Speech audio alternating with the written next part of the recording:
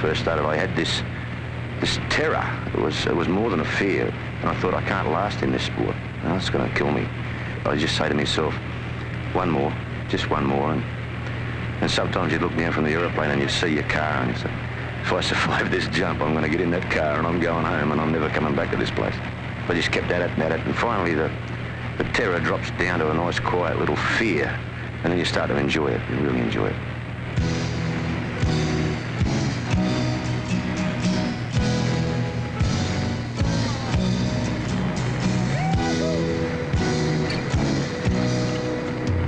Guess you could say that I'm crazy.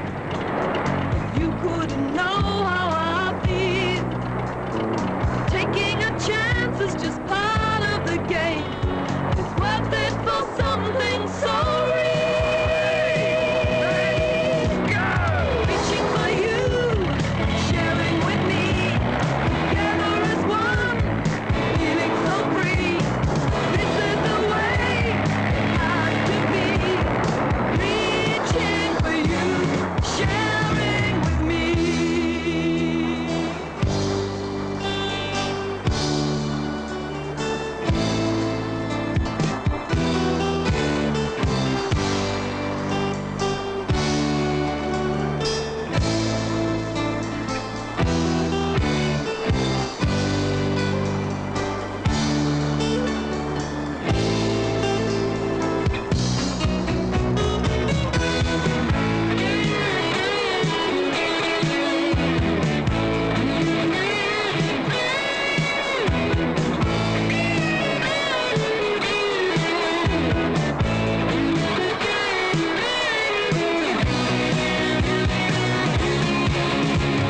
Reaching for you, sharing with me. Together as one, feeling so free. This is the way it has to be. Reaching for you, sharing with me. Sharing with me. Together as one, feeling so free.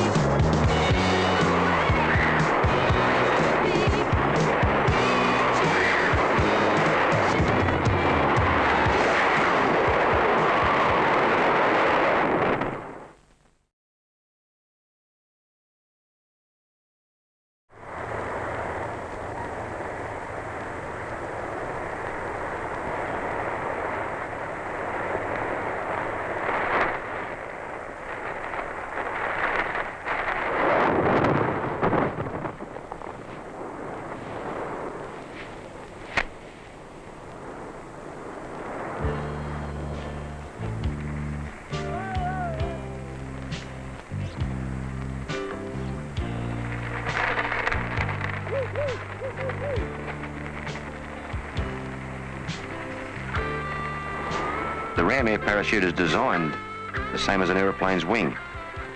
It's got forward drive that was unheard of in round canopies. And they've made the sport just so much more fun. And now, instead of just descending, we can fly.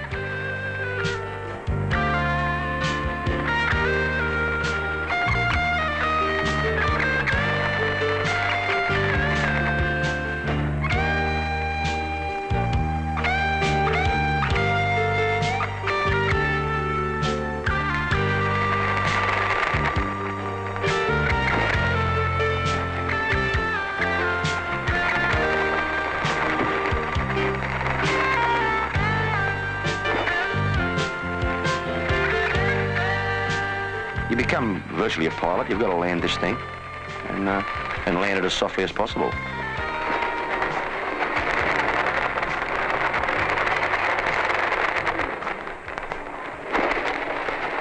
There's a screamer. We got out at about 10,000 feet then, and that gave us approximately about 45 seconds of free fall, and before we had to put a parachute out. And you can do a hell of a lot of things in 45 seconds. After a jump, I'm usually full of adrenaline, and I shake like this. Well, I am cold, but the shake comes from, I just had a big rush, and yeah, it'll take me a little while to come down. The drop zone is more than just just a place where you jump out of aeroplanes. It's somewhere where you mix with people with a common interest. Nothing else seems to exist for 2 days of your life. Top dive, real good. Well, not bloody cold. Good spot, mate. I think it's the friendliest thing I've ever had in my life. I've been in a lot of other sporting clubs, and they really didn't care what happened. But in jumping, people care, they really care. Yeah, screamer. Jumping is such an incredible experience. For as little as $100, anyone can do it. It doesn't matter how big or how small you are. If you want to do it, you can do it. It just involves 1 weekend of your time. You go up there on the Saturday, you do your ground training, and on the Sunday, you're a skydiver. Make sure it's a nice solid grip on the step. Put that hand out. There's a lot of wind out there, something like 60 miles an hour. So you've got to make sure you get a good grip there. Follow through with that hand, and this leg's out here. Don't be frightened of the wind. It's not going to hurt you. It's just blowing nice and hard, like I said, like on a motorbike. And from there, it's just a gentle hop, like that. Okay, nothing difficult. You let go. Bang. You fall away, and as you do your count, this tightens up. As that tightens up, that happens. So, as you're falling away, and this stays inflated, all the lines come out. You can actually see that they're held in elastic bands there. As you fall away, all those lines come undone. Just like that. And that's what you call line stretch. The locking flap opens, and then the actual parachute starts to come out of the bag. And the whole thing opens from the top down. Okay, see how big it is? See all the gauze, all the panels that make it up? You've got the apex, you've got the bag and pilot chute there. You've got all these big holes here called modifications. Packing parachutes isn't such a great big ordeal. It's really just like folding a handkerchief. When you've packed your own, you really know what you've got on your back. I always pack my own parachute. It's, I think you've got to in this sport, otherwise you wouldn't jump. This jump is basically a lazy lot, and they hate packing. I really don't think you get anyone to pack it for you. This particular parachute cost me $900 18 months ago. And you're looking at about $500 for the container, and anything up to $700 you can pay for a reserve parachute. So they're expensive, but they do last a long time if you look after them. I landed on a fence not too long ago, and I've got a few good tears in here. So I'm just putting this ripstop on it. Sort of gives it a bit of strength, stops the tear from becoming any bigger.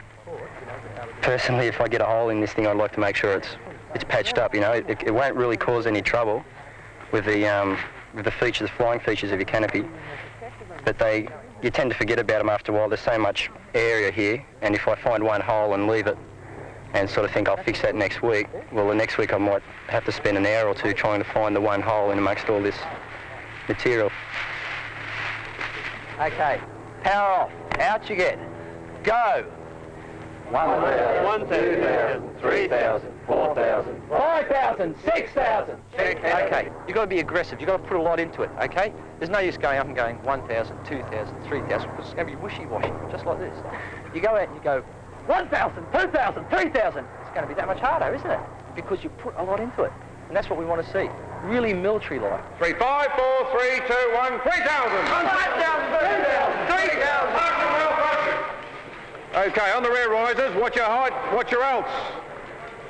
On your toggles, give it a pump. Approaching 2,000 feet. You'll elect to cut away.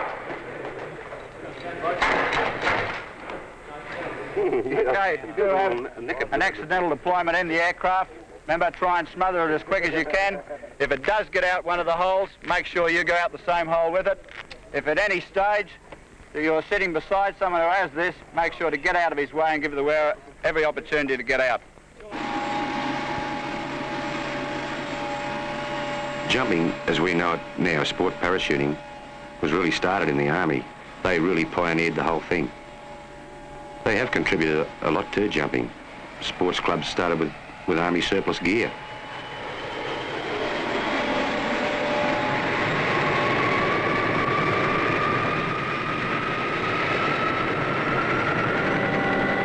Army jumpers today are a hell of a lot different band of people than they were, say, 20, 30 years ago when they were doing it. for obvious reasons. Not only are they doing it for sport, they're doing it for a job. And jumping is their whole life, not just their weekend thing.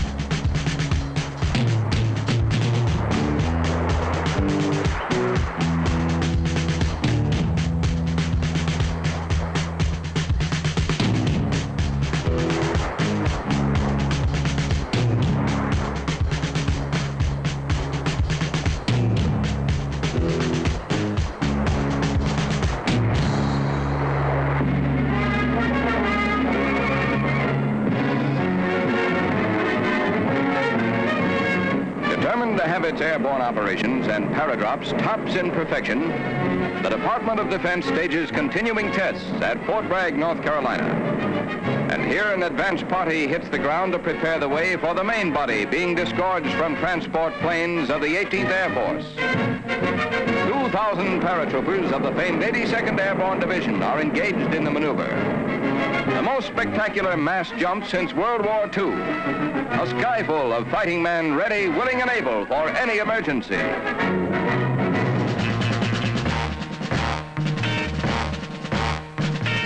Parachuting has come a long way since the Chinese first started jumping off towers way back in the 12th century. Even Leonardo da Vinci had a go at designing them. Fortunately for us, he never tried. Since the Second World War, the sport of parachuting has caught the public eye, with aerial barnstormers performing spectacular stunts like this. Parachuting in the early 70s was a real gung-ho sport. I think this is where people have got the idea that parachutists are daredevils and they're crazy. And I think from some of the films I've seen, I agree with them. Geronimo.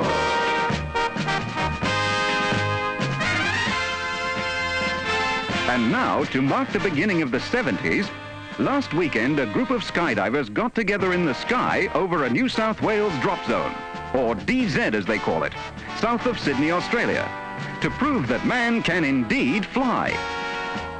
Photographed in Freefall by daredevil cameraman Brian Quinn. And this is the Australian record. 14 skydivers linked together. Truly a space-age sport.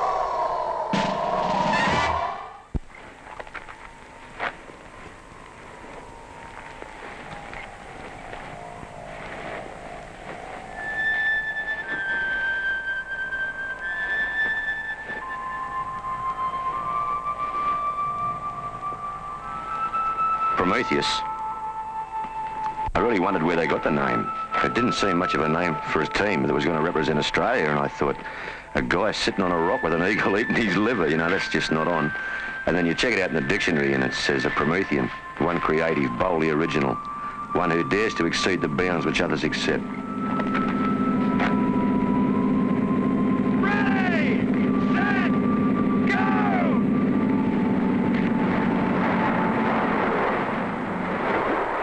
I think in the amount of time that I've been in the sport and the people that I've jumped with, they're really, really brilliant.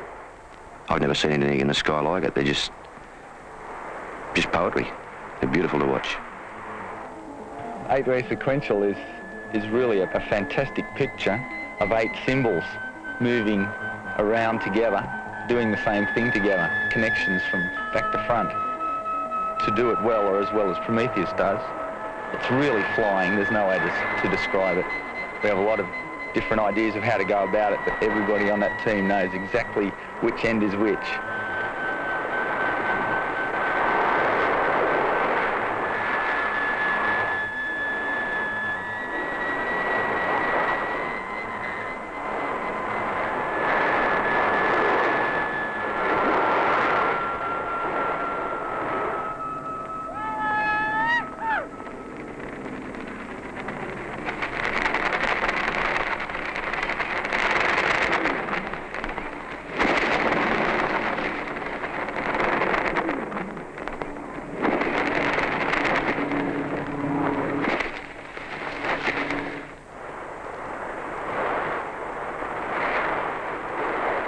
The average skydiver couldn't reach that degree of excellence just jumping weekends with different people. That are very good skydivers anyway to start with. And they just do so many training jumps together. They all learn, they sit on the ground, they talk after every jump. They improve on their last performance, and if they can see a mistake in one of their team members, they tell them. It just grows. And over a few hundred practice jumps, this thing just becomes, well, it becomes a team.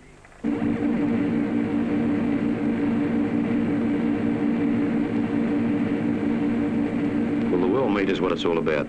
All the practice, all the money. You're finally there, and you've got to do it. It's not a fun jump anymore. This is serious, and this is why you're there. This is why you spent years and years of training. Ready, set, go!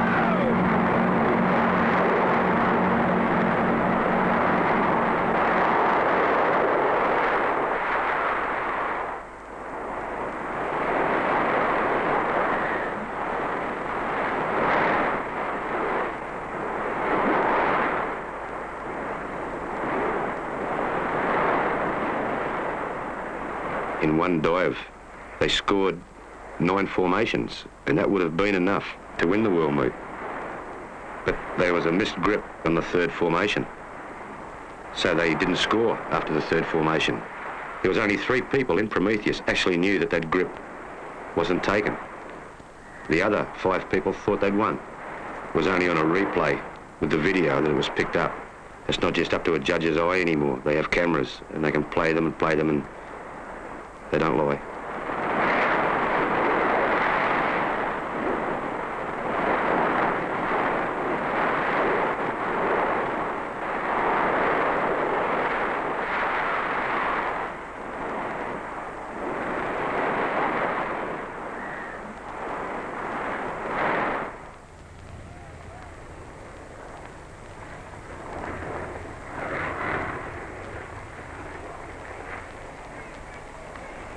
After the jump, everybody's under the canopy going, yahoo, and we're all landing really close together, and everybody's going, yo! You know how like you get this vibe that you've just done it, the one that you need, pulled it out of the hat. And the girls are running over and knocking us down, saying, yahoo, go for it! Ladies and gentlemen, the results in the 8-way sequential event are as follows. In 3rd place, Prometheus Australia with 79 points. In 2nd place, Auspex Canada with 81 points, and in 1st place, 8 golds to Mirror Image, United States of America with 83 points. It was neat to receive a medal. Not as good as what we wanted. We felt really good.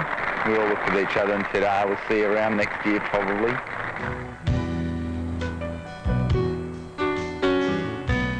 When it was all over, and the guy said 3rd place, of course they were disappointed. They never went over there for any red ribbons. These guys wanted to win.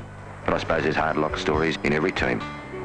And I suppose if we spoke to the Americans and the Canadians, they'd have made mistakes too. You can always say if. To get a team like this together, I mean, it's got to be a total commitment. They've got to say, all right, we're going to spend a great deal of dollars, and their life's just not going to be their own for the period of time that they're training anyway for a meet as important as this. None of them have got any money today. They're broke. They spent everything to go to the World Meet. Like, you got a training camp, and you're paying something like $12 a jump, and these guys done hundreds of jumps to train. I think they'd do it again. They really loved it. They were dedicated skydivers, and they had a purpose. They wanted to do something, and they bloody near did it.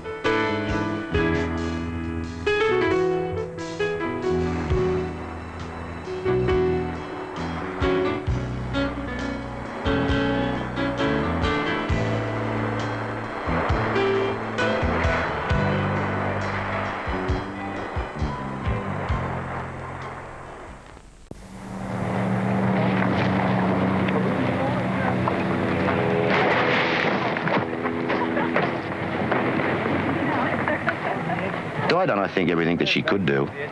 She won the New Zealand National. She's a really good style and accuracy jumper. She's been to world meets. But she's a very friendly person. She's a good person to jump with. Always got a smile. She's a great girl. Going and ready? Yeah.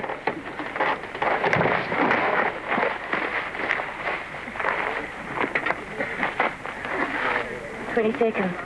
Yeah, pull away for 20 seconds. and then just go into your style.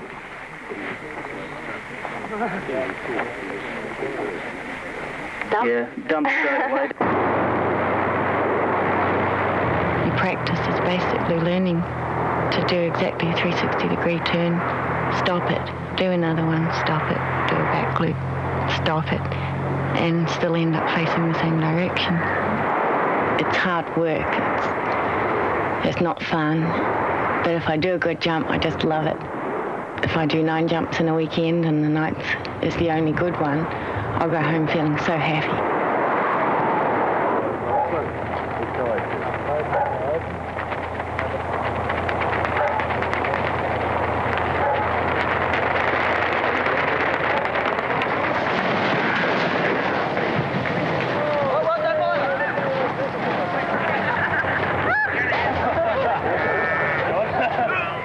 The sunset load on any drop zone, it's got to be the greatest jump of the day. It's just got so much atmosphere. There is a certain feeling of unwinding, that you've been tense all day, you've been packing, jumping, and the sunset load just tells you that it's all over for the day, and you just feel so totally relaxed.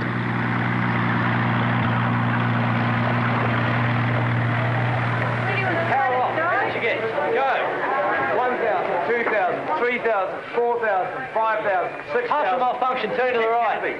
Legs together. Hold. You want me to throw it? Yes, right. Pull. Drop zones tend to be one big happy family. Everybody knows everyone else. The amazing thing about jumpers is that they're people first and jumpers second. And they definitely don't have suicidal tendencies, despite what a lot of people think. They're no different to anybody else. All they want to do is jump out of aeroplanes, mix with people with a common interest. And we had a beautiful little 11-man going. Ethel's always there. He's just really good to have around. Everyone likes to see him here and jump with him, and he loves jumping. He just loves it. And when I come in under reserve, it was all twisted and I couldn't get my head up. Oh, no. Well, Ethel's always encouraging. He always goes out and helps people, and if they're getting a bit down, he's the one who goes and cheers them up. At the Nationals, he'd come to me and he'd say, "Go, Di, you can beat them. Come on, you can do it." And I'd say, "Oh, Ethel, I can't. You know, I'm doing quite well, but I can't keep it up." And he'd say, "Yes, you can. You go out and you do it." And so I did. I went out and did it.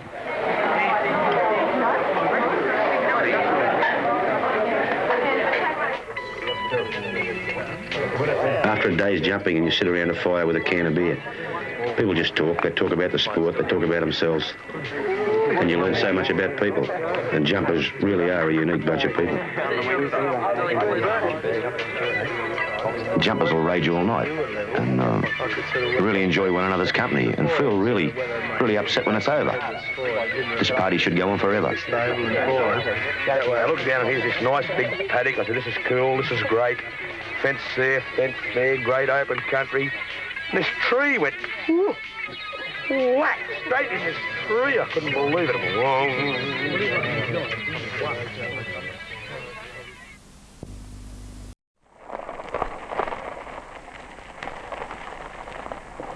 Okay, you know what you're going to do on your first jump, don't you? Yep. Okay. Power off. Climb out in the strut. Out you get. You'll be out there. Set yourself up. What do you do when you're ready? You ready to go? Look at me, that's right. I'll yell out, "Go!" And then what are you going to do? Jump and spread eagle.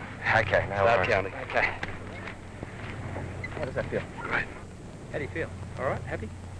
Nervous, yeah. Apprehensive, but overwhelmed, excited. More than anything. Okay. Feel happy? What you going to do? Absolutely. You think should be right. Just do that up a little tighter. Okay. After somebody goes through the training program and they realise how the equipment works, how to handle malfunctions, generally their fears tend to disappear because they know the gear's going to work. They're confident with their instruction, what they know. The only thing they're a little bit worried about maybe is if they stuff up. And there's no way of them knowing that until they're actually out of the aeroplane and doing it. Okay, happy? Let's do it. No worries. Okay, just turn around and back in. Slow and easy. Take your time. Okay, watch that reserve handle back there, please.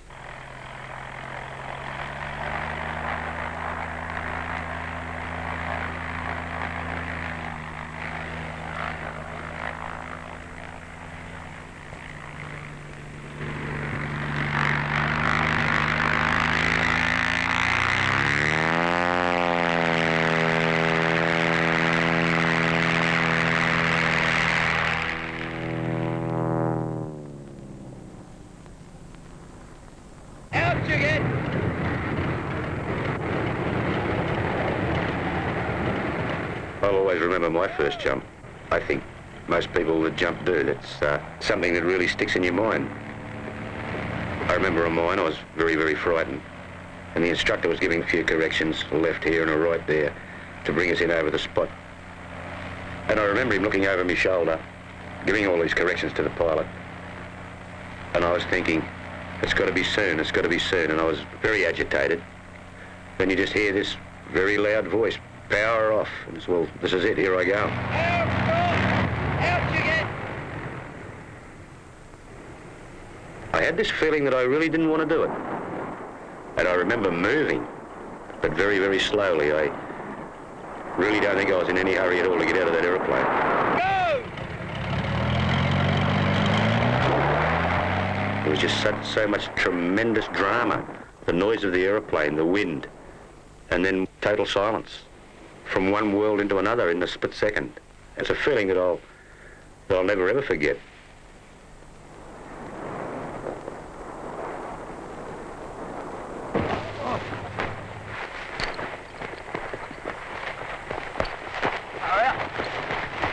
Stop!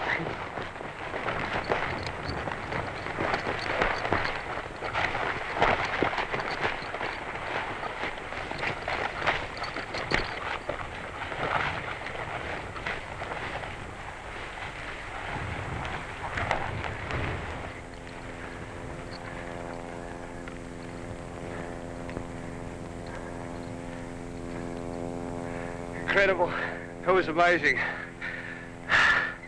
While I was up there, when I stepped out, he said, now make sure you watch me. Just keep watching, no matter what you do. Get a good arch and look at me.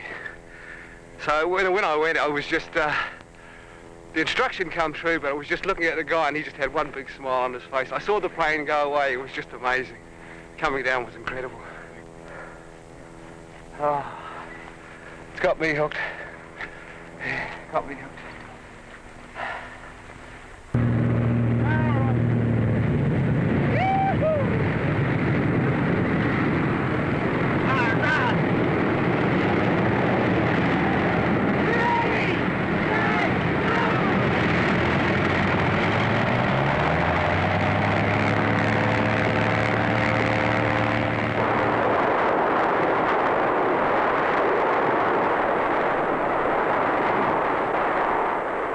Demonstration jumps are really our link with the public, where people do get their first glimpse of parachuting. When you get out on a demonstration jump, you're going into a sports ground or whatever, or a football field, and you're getting out over a town, and it's just so different. All the houses down there and the roofs, it just looks a lot closer than it is. It's not as free as a normal jump. People expect you to land on this cross, and they expect you to get in. They don't want you landing 2 miles away from a football field when you're supposed to get in there and entertain the public. But if you're good enough to go on a demonstration jump, well, you're good enough to land on that cross. And if you're going to stuff it up, well, you're just not going to go on anymore. Little Di Rutledge, the surprise packet of the team, is under the red, white and blue canopy. She's a former New Zealand champ and representative of the World Championships. Who said chivalry's dead? Look at Di. She's getting a very cushy landing as the fellas catch her, landing right on target. And finally, it's Tony's turn as the rest of the team point him in for another successful accuracy jump.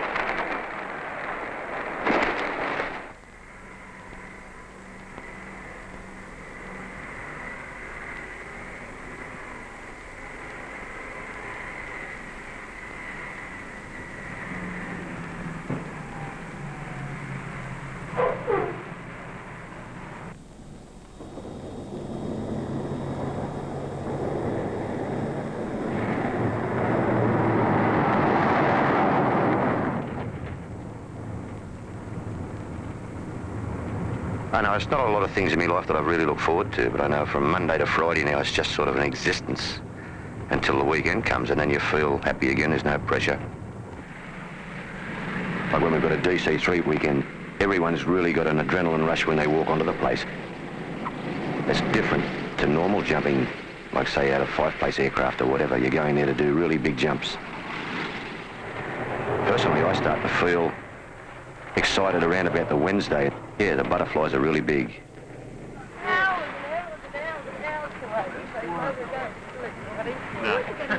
No, I The public look at you and they say, well, this guy does that, this guy does this. He's some kind of Superman, he's so very, very brave.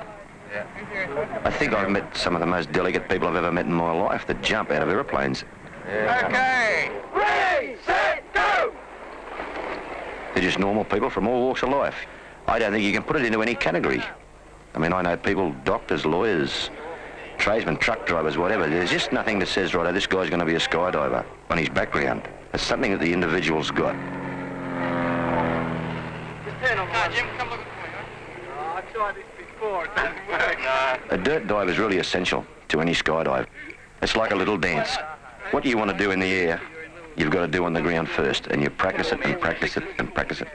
Why don't we go from that compressed accordion to 2 4-man cats? Yeah. And then oppose them, and like that, and then go to a donut, spread out to a donut. Yeah, go back to the compressed accordion. Go to the compressed accordion. And do that one hand, just turn on one hand. Don't take your other grip up until we get it straight. Right? Make sure the compressed accordion is in the middle. You can work out something really elaborate on the ground and it works really good in the dirt dive. And you get in the air and you only need one person just out of position or high or low on the formation and it just doesn't work. But I think in fun jumping, more so than competition, the dirt dives that I've had anyway, you always have a plan B. And say, well, if this doesn't work, we'll do this. Man on its back. If we've got have we got a cameraman on this load just in case it does work?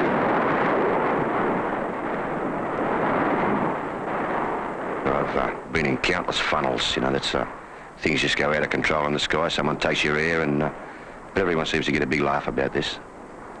I've been taken out so many times and you get on the ground and nobody's ever done it. You go, say, who blew that up? Who bombed the star? Nobody. So there's a phantom jumper up there somewhere. And he's just blowing formations out everywhere.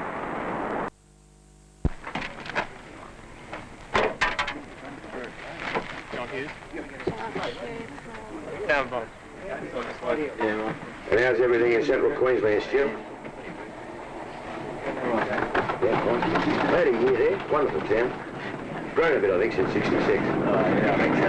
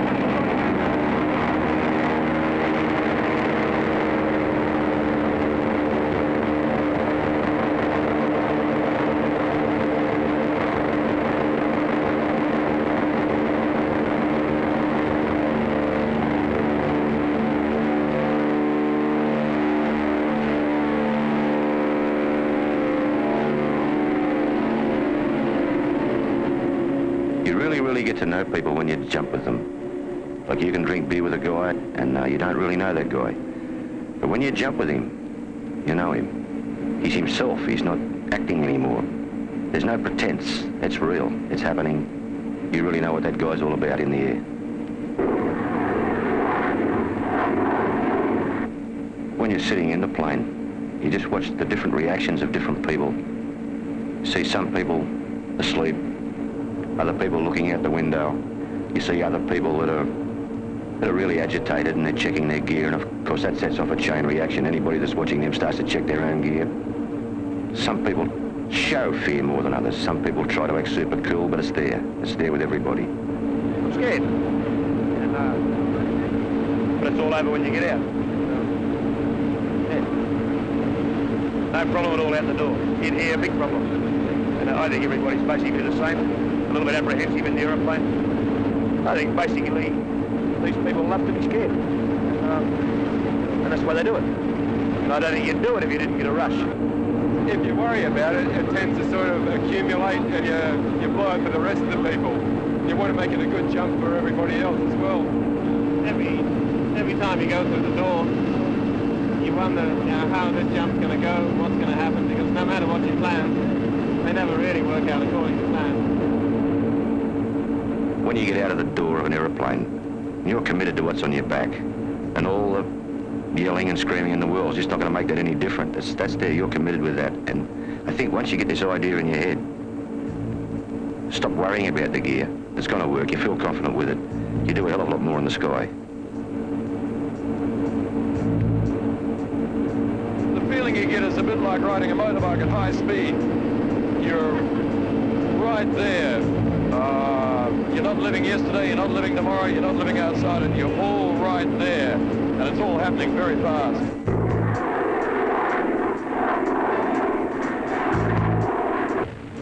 We're coming up pretty close to the field now, special. I'm turning left to go over the top. 10 seconds!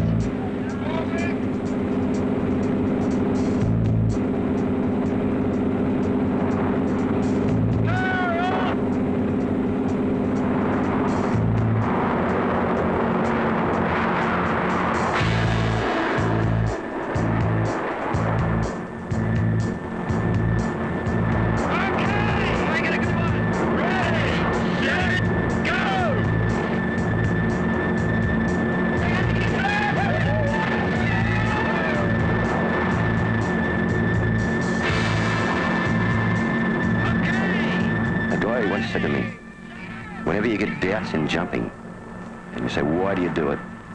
Always answer yourself in freefall. Never answer in the aeroplane or on the ground. In freefall, that's where you answer all your questions and you get a true answer.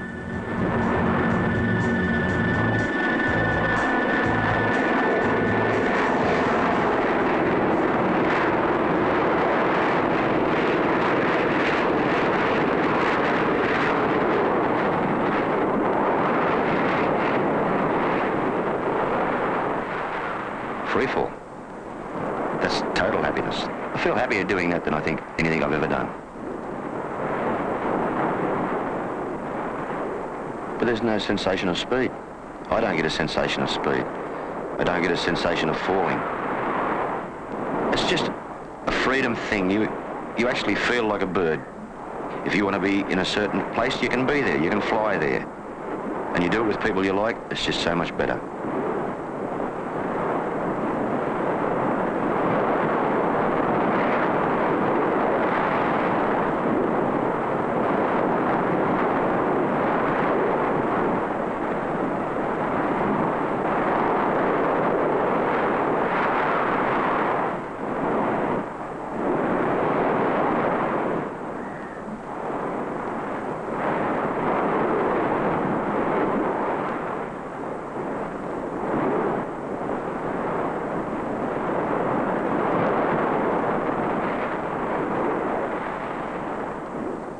The freefall part of the jump is the most relaxed part of the jump.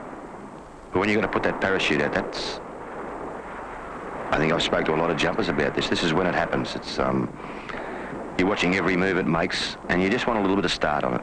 If anything does happen to go wrong, you're on the ball.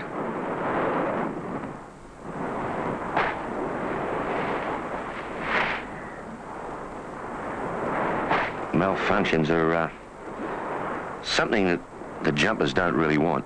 I know a few jumpers that have gone through 1,000, 1,200 jumps, never had a mal, and they become a little bit paranoid about this. I know it happened to me on my 81st jump, and it really surprised me. What the hell have I got here? And I was jumping old gear, but on the old gear it was cape wells, and you've got to pull these covers down, pull rings to cut away the main parachute. And the gear I had was pretty antiquated, and I put out this 24-foot flap, and it opened beautiful, you know, and it was worth $1 million, that parachute. At the time, you're glad it's happened, because you know, now I can do that. That's great, and I felt happy. But then again, 19 jumps later, I had another one, and yeah, I screamed like a girl.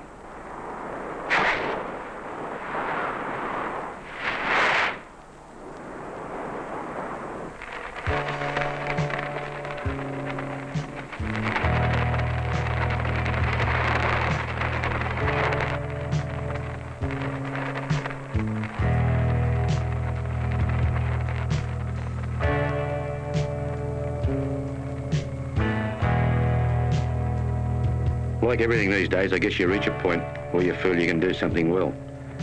Then you want to do something different. For skydivers, it's what they call canopy relative work. Canopy relative work hasn't been around for a long time. It's only the last few years. I think people believed that they could do more in jumping than what they'd been doing previously. And so they started putting 1 and 2 parachutes together. And they said, well, why can't we do 3, then 4? And now the sky is just the limit with canopy relative work.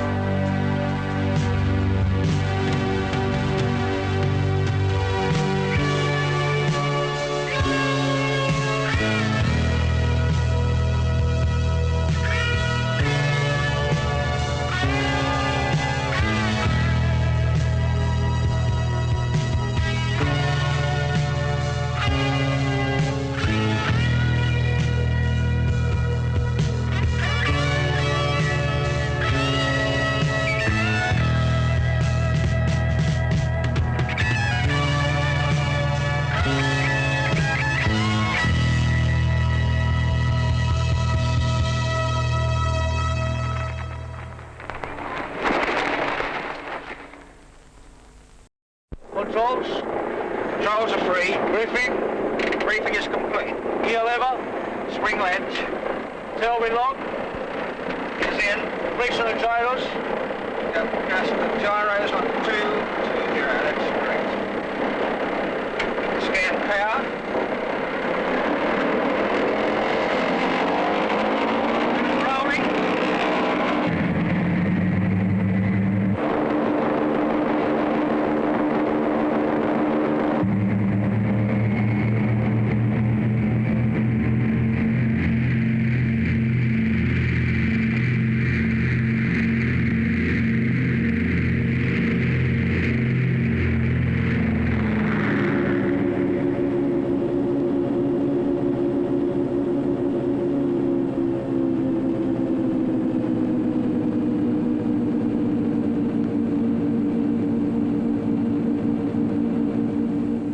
Go snow skiing or you want to ride a motorcycle or whatever, it's no good saying, I wish I could do that. You go and do it. And you mightn't be very good, but at least you do it. And I think that's what life's all about, is doing what you really want to do in life. Not saying, I'd love to do that, but I'm too scared. How do you know if you're too scared if you don't try? Every time you get out of the plane, you know why you do it. There's just nothing like it. There's no feeling on earth like it that I know of. You're flying with these guys. Floating around. Buzz. 1 minute! Left 10! If I ever do live to be an old man, I want to sit in a rocking chair with a smile on my face and say, well, I'd done that. Instead of saying, I wish I'd have done that. And I think that sums it up in a nutshell.